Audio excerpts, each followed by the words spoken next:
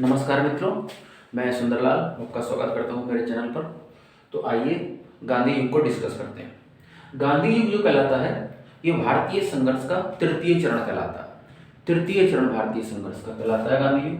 अब आप देखिए यहाँ इनके जन्म स्थान से ही बात करते हैं। गांधी जी का जो जन्म हुआ था वह 2 अक्टूबर 1800 है ना 69 में हुआ था, यानी कि 2 अक्टूबर 1869 पोरबंदर गुजरात में हुआ था। गुजरात आप जान रहे हैं, यहाँ गुजरात है, यही इनका जन्म हुआ था। उसके बाद जो है इनकी माता का नाम पुतलीबाई था। ये भी कभी कभी क्वेश्चन आ जाता है कि गांधी जी की माता का नाम क्या था, तो आप पुतलीबाई बताएंगे। उसके बाद पिता का नाम करमचंद गांधी था, आप जानते हैं, और पत्नी कस्तूरबा गांधी, और मृत्यु 22 फरवरी 1944 में हुई थी। एक्चुअल में मृत्यु जो 22 फरवरी 1944 में हुई थी, ये कहाँ हुई थी, ये स्थान भी पूछ लिया जाता है। तो मैं आपको बता दूं 1942 में एक आंदोलन छेड़ा था गांधी जी ने, भारत छोड़ो आंदोलन, और वह भारत की आजादी का अंतिम आंदोलन था। और इस अंतिम आंदोलन की वजह से भारत की आजादी अंतिम आंदोलन था। उसी आंदोलन में क्या होता है, इन सब लोगों को गिरफ्तार कर लिया जाता है, जितने कांग्रेस के बड़े नेता होते हैं।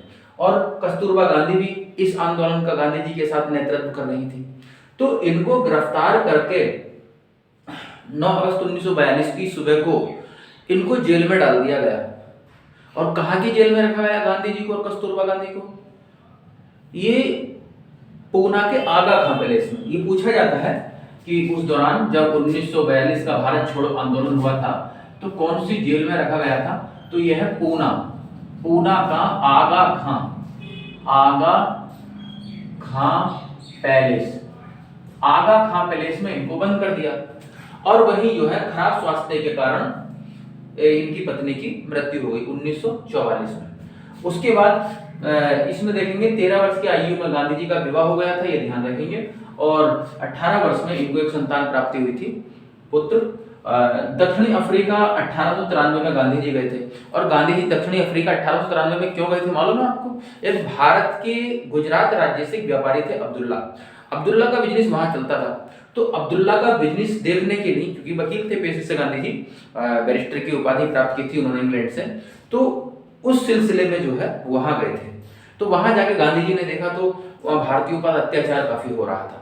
गांधी जी का हृदय बहुत ही इस बात को देखकर द्रवित हो गया।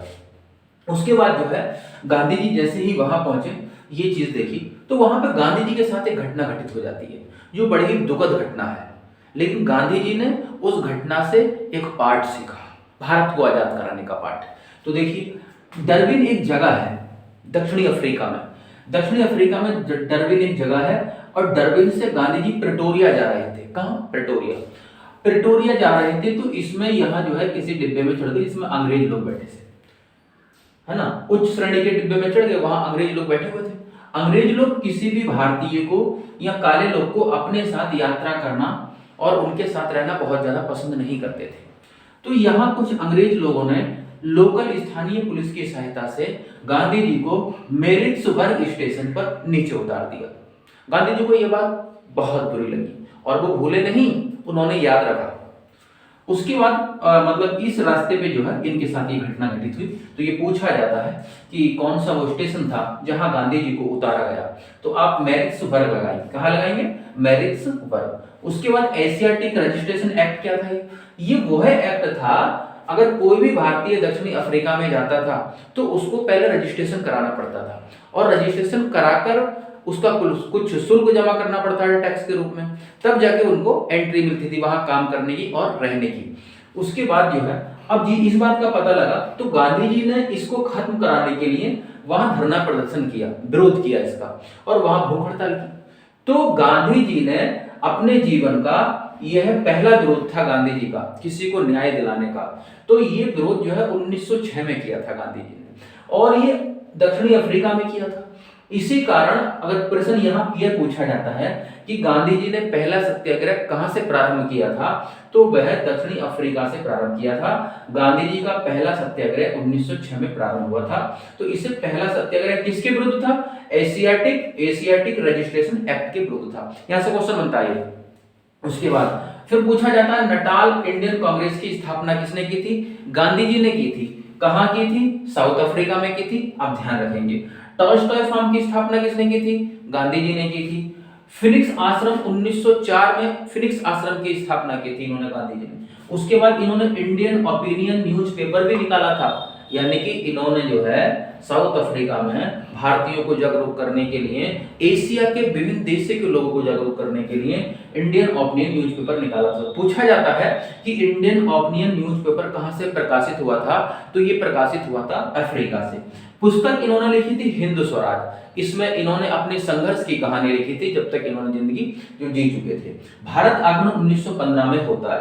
9 जनवरी 1915 में इनका भारत आगमन होता है और तभी से ही हम इन्हीं के आगमन के उपलक्ष्य में 9 जनवरी को प्रवासी भारतीय दिवस मनाते हैं। क्या? भारतीय प्रवासी दिवस मनाते हैं। पूछा जाता है कि भारतीय प्रवासी दिवस कब मनाया जाता है, तो ये 9 फरवरी को जो है वो 9 जनवरी को मनाया जाता है। अब यहाँ पे देखिए ये गुजरात है, गुजरात की ये घटनाएं हैं और यहाँ पे खेड़ा सत्याग्रह अभी हम पढ़ेंगे, लेकिन उससे पहले अभी और कहीं हम चलेंगे। ये गोरखपुर और ये चंपारण 1917 की घटना है।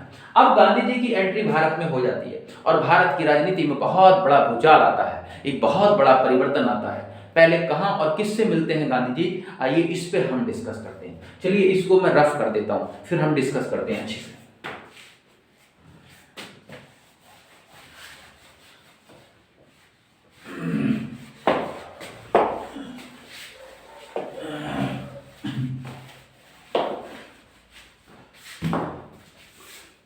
अब गांधी जी का आगमन भारत में हो चुका है 1915 में। गांधी जी भारत में 1915 में आ चुके हैं गांधी जी। तो यहां सबसे पहले गांधी जी जो आकर मिलते हैं, सबसे पहले मिलते हैं गोपाल कृष्ण गोखले से। किससे मिलते हैं सब? गोपाल कृष्ण गोखले से। गोपाल कृष्ण गोखले से। भारत की राजनीति से अज्ञात थे बिल्कुल गांधी जी। भारत की राजनीति के बारे में अगर किसी ने बताया गांधी जी को तो गोपाल कृष्ण गोखले थे। तो भारत की राजनीति से अवगत कराया गोपाल कृष्ण गोखले ने, और इसी कारण गोपाल कृष्ण गोखले गांधी जी के, किसके? गांधी जी के राजनैतिक गुरु माने जाते हैं। राजनीतिक गुरु माने जाते हैं गांधी जी के राजनीतिक गुरु माने जाते हैं। कौन? गोपाल कृष्ण गोखले। गोपाल कृष्ण गोखले गांधी जी के राजनीतिक गुरु माने जाते हैं और इन्होंने इन्हीं के माध्यम से 1916 में गांधी जी पहुंच जाते हैं अहमदाबाद। कहां पहुंच जाते हैं? अहमदाबाद, यानी कि अभी गुजरात में ही चल रहे हैं। अहमदाबाद भी गुजरात में है, कपड़े का बहुत अच्छा व्यापार अहमदाबाद में है। तो अहमदाबाद में पहुंच जाते हैं, जो कि साबरमती नदी के किनारे है। साबरमती नदी के किनारे अहमदाबाद। ये भी प्रश्न पूछा जाता है, समटाइम पूछ लेता है, शहरों को पूछ लेता है कि कौन सा शहर नदी की कौन सी नदी किनारे स्थित है। तो हम बता दें आपको, अहमदाबाद जो है साबरमती नदी के किनारे स्थित है। तो यहाँ गांधी जी ने एक आश्रम की स्थापना की थी जिसका नाम है साबरमती आश्रम।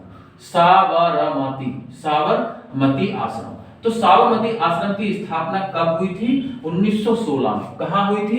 अहमदाबाद में। ये प्रश्न पूछा जाता है और आप बता देंगे। अब यहां से इन्होंने भारत की राजनीति पर नजर रखना प्रारंभ किया और भारत की राजनीति को यहीं से जो है उसकी जो है मॉनिटरिंग करने लगे। अब देखिए कैसे कैसे क्या होता है। अब यहाँ पे जो है 1916 में ये बात हो जाती है। अब हम उधर 1916 में कांग्रेस का अधिवेशन चल रहा था लखनऊ में, जिसमें एकीकरण हुआ था। इसकी चर्चा हम पीछे कर चुके हैं। अब हम 1917 की बात करते हैं। 1917 में क्या हुआ था साहब? देखिए 1917 बड़ा महत्वपूर्ण है क्वेश्चन की दृष्टि से, बहुत पूछा जाता है यहाँ से। देखिए लखनऊ की बात करता हूं पहले। लखनऊ में गांधी जी गए हुए थे। लखनऊ में गांधी जी से एक व्यक्ति आकर मिलता है जिसका नाम है राजकुमार शुक्ल। कौन? राजकुमार शुक्ल जो है आकर के गांधी जी से मिलते हैं लखनऊ में, और वहां वो चंपारण का हाल बताते हैं। गांधी जी को बताते हैं कि हमारे चंपारण में, हमारे बिहार में चंपारण में, जो बिहार में एक जगह है चंपारण, वहां किसानों पर बहुत अत्याचार किया जा रहा है। किसके द्वारा? मिल मालिकों के द्वारा। नील के जो मिल मालिक थे उनके द्वारा, और वहां की सरकार इस पर कोई ध्यान नहीं दे रही है और वहां का किसान कर्ज के बोझ से दबकर मर रहा है। गांधी जी एक बार हमारे साथ चलिए और वहां की समस्याओं को सुलझाइए। गांधी जी ने यह बात सुनी इनकी, और गांधी जी जो है राजकुमार शुक्ल के कहने पर, किसके कहने पर? राजकुमार शुक्ल के कहने पर चंपारण चले गए। कहां चले गए? चंपारण चले गए। पहले तो इनको अनुमति ही नहीं मिल रही थी वहां के मजिस्ट्रेट से। वहां जाने के लिए। उन्होंने रोक दिया कि गांधी जी आप नहीं जा सकते, सामाजिक सौहार्द बिगड़ जाएगा, है ना, अशांति फैल जाएगी। लेकिन गांधी जी नहीं माने, क्योंकि गांधी जी के साथ और भी लोग थे। अभी चंपारण पहुंच जाते हैं और चंपारण जाने के बाद 1917 में इन्होंने पहला सत्याग्रह किया। पहला सत्याग्रह किया। और किसके विरोध में किया पहला सत्याग्रह मालूम है? वहां एक व्यवस्था थी, चंपारण में एक व्यवस्था थी कि 3/20 भूमि पर नील की खेती अनिवार्य है ना। और किसानों को लाभ हो नहीं रहा था नील की खेती उगाने से, क्योंकि जर्मनी में रंगों का आविष्कार हो चुका था, कलर बन चुके थे वहां पे, तो इसलिए जो है बहुत मुनाफा नहीं था मार्केट में, तो किसान छोड़ना चाहते थे नील की खेती करना। लेकिन मिल मालिकों को यह पता था कि अगर यहाँ के किसानों ने नील की खेती करना बंद कर दिया तो हमारे मिलों का क्या होगा, हमें कच्चा माल प्राप्त नहीं होगा, रॉ मटेरियल प्राप्त नहीं होगा, हम तो घाटे में चले जाएंगे। तो जबरदस्ती इनके ऊपर ये चीज थोपी गई। किसी के प्रकार का प्रबंध करने के बाद इनसे खेती कराते थे जो इनको अच्छा नहीं लगता था। इस बात को समाप्त करने के लिए इस व्यवस्था को 3 कटिया व्यवस्था कहते हैं। पूछा जाता है 3 कटिया व्यवस्था कौन से आंदोलन से संबंधित है? तो आप लगाएंगे चंपारण सत्याग्रह। कौन सा? चंपारण सत्याग्रह। तो चंपारण सत्याग्रह जो हुआ था वह इन्हीं के विरोध में हुआ था, वह किसान आंदोलन था। भारत में कौन सा आंदोलन था? ये भी किसान आंदोलन था। किसान आंदोलन था। और आपसे ये पूछा जाता है कि भारत में पहला सत्याग्रह कौन सा हुआ था? ये पहला सत्याग्रह है। कौन सा है? ये फर्स्ट सत्याग्रह है। तो भारत में पहला सत्याग्रह चंपारण में हुआ था। और चंपारण कहाँ स्थित है? बिहार राज्य में स्थित है। चंपारण कहाँ स्थित है? बिहार राज्य में। बहुत इंपॉर्टेंट क्वेश्चन है, ये पूछा जाता है, ठीक है, तो इस बात को ध्यान रखेंगे। 1917 तक तो हम पहुंच गए।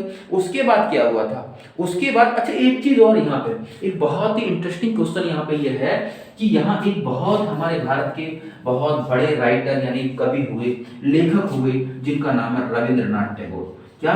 रविंद्रनाथ टैगोर। तो रविंद्रनाथ टैगोर ने इसी आंदोलन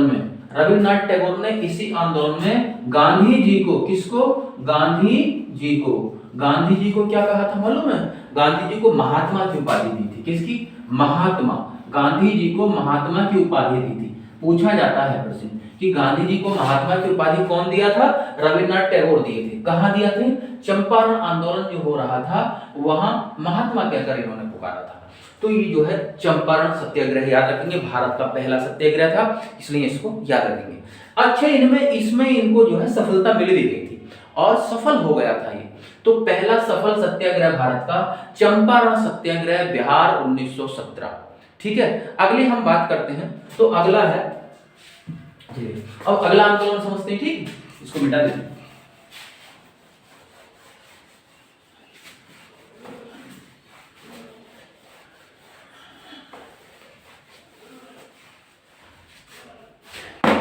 अगला आंदोलन है आपका अहमदाबाद का मजदूर आंदोलन। अहमदाबाद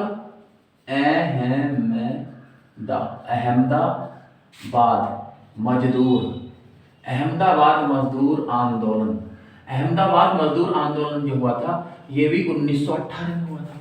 अब गांधी जी आ गए हैं, 15 में आए, 16 में आश्रम बनाया और 17 में चंपारण सत्याग्रह और 18 में जो है अहमदाबाद मजदूर आंदोलन, यह व्यवस्था की थी। यहाँ पे जो है टेक्सटाइल मिल थे, टेक्सटाइल यानी यहाँ पे टेक्सटाइल्स मिल थे। टेक्सटाइल मतलब कपड़ा, यहाँ पे कपड़े के मिल थे, है ना।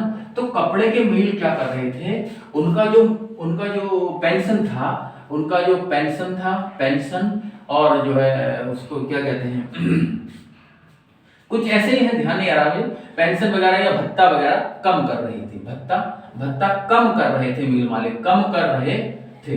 तो यहाँ भी गांधी जी पहुंचे और गांधी जी ने कहा, इनकी समस्याओं को सुना, यानी यहाँ के मजदूरों की समस्याओं को सुना, जो मजदूर यहाँ कपड़ा मिलों में काम करते थे उनकी समस्याओं को सुना। तो गांधी जी ने कहा ये लोग ऐसे नहीं मानेंगे, अब हमारे पास एक रास्ता है कि हम यहाँ भूख हड़ताल करेंगे। गांधी जी की पहली भूख हड़ताल थी ये। तो गांधी जी ने यहाँ भूख हड़ताल की, और गांधी जी ने यह भूख हड़ताल की इन मिल मालिकों के खिलाफ, और इसी को हम अहमदाबाद मजदूर आंदोलन कहते हैं। तो यहाँ पे ये बात ध्यान रखेंगे, पूछा जाता है अहमदाबाद मजदूर आंदोलन 1918 में हुआ था। और फिर यहाँ पे जो है 35% भत्ता देने के लिए मिल मजदूर सहमत भी हो गए। तो इस प्रकार गांधी जी का यह प्रयास भी सफल रहा। भारत में गांधी जी का यह दूसरा सफल प्रयास था।